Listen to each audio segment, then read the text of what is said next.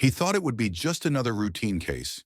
You know, pull someone over, apply a little pressure, toss in a few cutting remarks, all on his terms. But the moment he popped the trunk and froze, staring at the document that, without exaggeration, was about to change his life forever, I knew. The real show had just begun. Sometimes the hunter becomes the prey, and this night was going to be one he'd never forget. Have you ever felt that eerie stillness, like the air itself is holding its breath before a storm? That's exactly how I felt as I drove down Central Street. The rain tapped gently against the windshield, the wipers swishing rhythmically, but failing to clear the glass completely. Everything felt off. After a long day at work, when your brain feels like mush and all you can think about is a hot shower and some peace and quiet, I was nearly home. Then in my rearview mirror, those red and blue lights started flashing. "Here we go," I muttered, instinctively easing off the gas. My speed was fine, my lights were working, and my plates were legitimate. So what was the problem? Although, let's be honest, I already had a pretty good idea. Classic routine. I pulled over to the side of the road, placing my hands at 10 and 2 on the wheel, the universal posture of compliance. In the mirror, I watched as a burly officer stepped out of the patrol car. His boots clomped heavily against the wet pavement, and his perfectly pressed uniform practically screamed authority. Every movement radiated a clear message.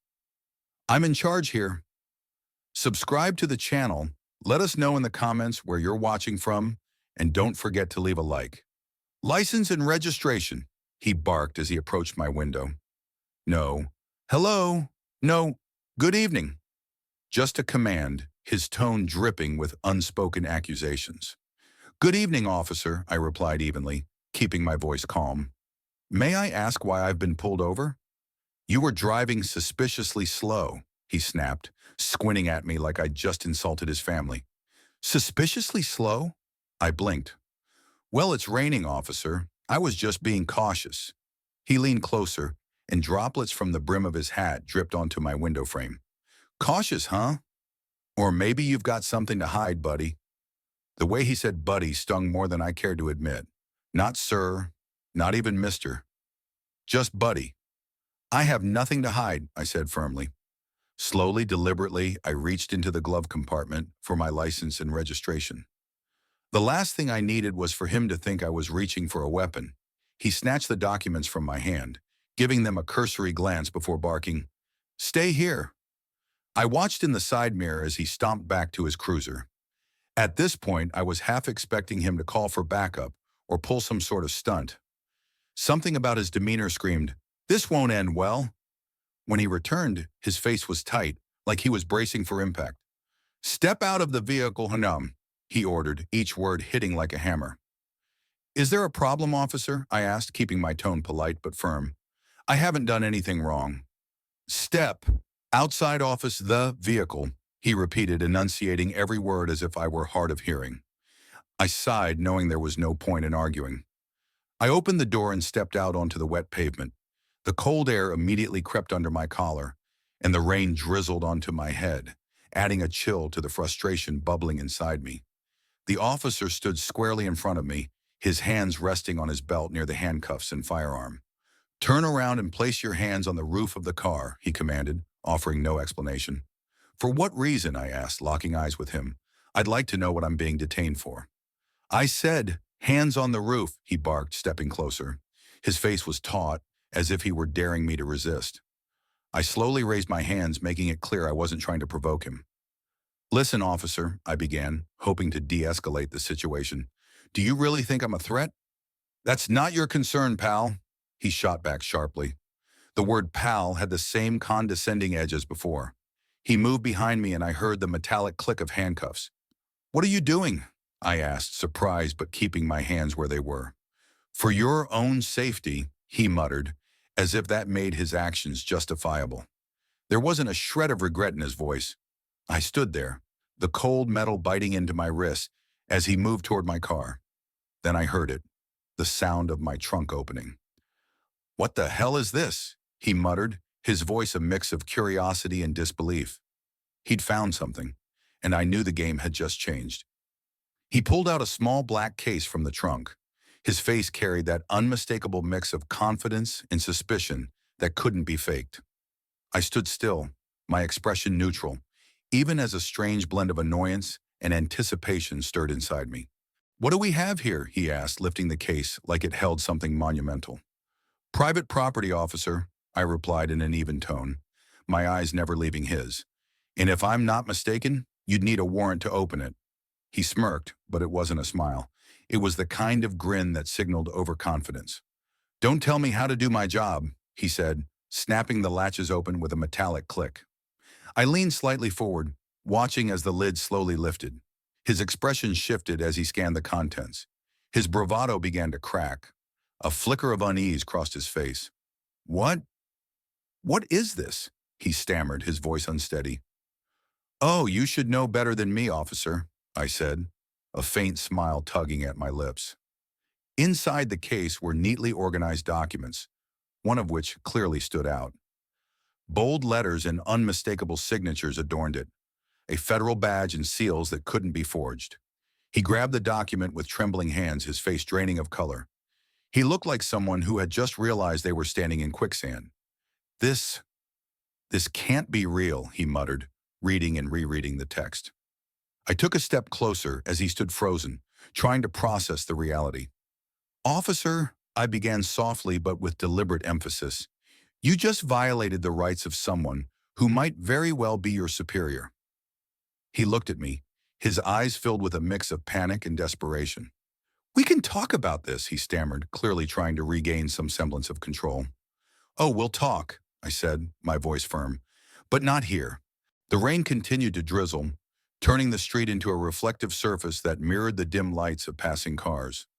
I stood partially shielded by the car door, watching Officer Jared Mason, arrogant and averse to opposition, rummage through my trunk with visible satisfaction. His confidence was palpable, as if he were certain he'd find something to solidify his authority. "Open the trunk," he barked, not even sparing me a glance. I took a breath, striving to keep calm. "With all due respect, officer, you need a warrant for that," I replied, raising my chin slightly to meet his gaze.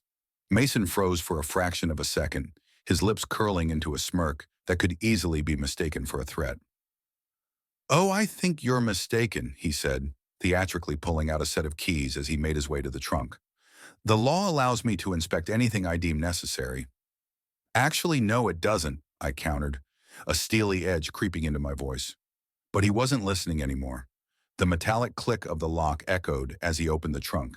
I stepped closer, but Mason waved his hand dismissively, as though swatting away a pesky fly. "Stay right there," he snapped. For a brief moment, my heart stopped as I noticed his gaze lock onto the gray case tucked into the corner of the trunk. The case's sleek, smooth surface seemed to glow under his scrutinizing stare. "And what do we have here?" he asked, pulling the case out and inspecting it as though he'd just unearthed buried treasure. "That's private property, officer," I said firmly, taking another step toward him. "You have no right to open it." "I have every right," he shot back, already snapping open the latches. When the lid flipped open, I caught a fleeting expression on his face. It was a mix of triumph and curiosity, but it didn't last. Suddenly he froze, as if an icy gust of wind had struck him. Inside the case were documents. On top lay a paper neatly positioned, bearing official seals and a signature he clearly recognized. What is this?" he stammered, his voice teetering on the edge of a tremor. I crossed my arms over my chest, giving him space to process the reality he was now confronting. "Well, Officer Mason," I began calmly, "perhaps now you understand that you've just violated the rights of someone who, as it turns out, ranks significantly higher in the chain of command." Mason turned to me, his eyes wide. The confidence that had radiated from him moments ago now utterly dissolved. We can work this out," he began, trying to sound conciliatory, but the tension in his voice betrayed him. "Perhaps," I replied, tilting my head slightly to one side, "but not here, not now." His hands trembled faintly as he carefully closed the case and set it back into the trunk. The silence, broken only by the soft patter of rain and the distant hum of passing cars, hung in the air like an invisible veil of tension. Officer Mason, the very man who seemed to live by the credo, "I'm in charge here," now stood frozen. His wide eyes darted across the document as if each line he read aged him by a year. I stood by the car with my arms crossed, watching the transformation unfold. It's not every day you see a proud lion realize it's trapped in a cage. "What the hell is this?" Mason muttered under his breath, but the words came out louder than he likely intended. His voice, once brimming with self-assuredness, now teetered on the edge of a whisper, with traces of panic seeping through the cracks of his hoarse tone. "Is something wrong, officer?" I asked, tilting my head slightly, suppressing a smirk. "You seem to have found something intriguing." He looked at me, his expression so absurdly stunned that I barely held back a chuckle. All his bravado had melted away like snow under the sun. His hands shook slightly and he instinctively took a step back, as though the document had suddenly sprung to life and tried to bite him. I continued, my voice calm and measured. "If you take the time to read it thoroughly, it might shed some light on your predicament." He turned back to the document, his eyes darting across the text. Large, bold letters at the top read, "Notice of Termination."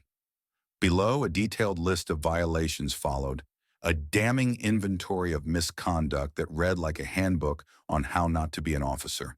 This has to be a mistake.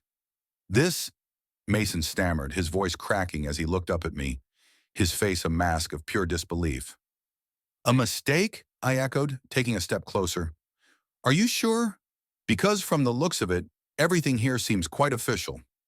He dropped his gaze back to the paper, as though willing the text to change if he blinked enough times. But the words remained unchanged. Accounts of abuse of authority, citizen complaints, and formal recommendations for dismissal. At the very bottom was a clear, undeniable signature validating the document. "This is impossible," he whispered, his voice almost drowned out by the rain. "Oh, but it's very possible, Officer Mason," I said, letting his name linger for emphasis. "And perhaps it explains your current position." He looked up at me again, and in his eyes I saw a cocktail of fear, confusion, and a dawning realization. The arrogant mask he so often wore had shattered, its pieces lying scattered on the metaphorical ground. "Is this some kind of joke?" he asked, holding up the document, as if that would somehow disprove its authenticity. "Afraid it's more reality than a joke," I said, lowering my voice to a whisper. "Maybe it's time to start with an apology?" He opened his mouth as if to respond, but no words came out. Whatever he wanted to say died before it could leave his lips. "Go on, Mason," I said, folding my arms across my chest and leaning lazily against the hood of my car. My tone was calm, almost indifferent, but the tension in the air was undeniable. Officer Mason seemed utterly paralyzed, unable to decide his next move. His mouth opened again, but no coherent words came out. His eyes darted between the document in his trembling hand and me, as though searching desperately for an escape from this nightmare but finding none. "Listen," he finally stammered, his voice shaky, barely holding together. This is a misunderstanding." I raised an eyebrow, feigning curiosity. "A misunderstanding?" I echoed, tasting the word with sarcastic disdain. "And what exactly do you mean by that, Mason?" He averted his gaze, clearly grappling with finding anything resembling a reasonable explanation. His hands, once steady and commanding, now shook as if he were holding hot coals. "I didn't know who you were," he admitted at last, his voice hoarse from stress. I let out a short, humorless laugh. "You didn't know who I was?" I repeated, incredulity laced with mockery. "Mason, that's the poorest excuse you could offer, because knowing my name or title should never dictate how you do your job. The law is the same for everyone, isn't it?" He looked at me again, his eyes now filled with a pleading desperation. "It was a mistake," he murmured, as if repetition might somehow undo what he'd done. I leaned in slightly, enough to lock eyes with him. "A mistake?" I said slowly, savoring each syllable. "Was the mistake stopping me without cause? Was it searching my car without a warrant? Or was it violating my personal property?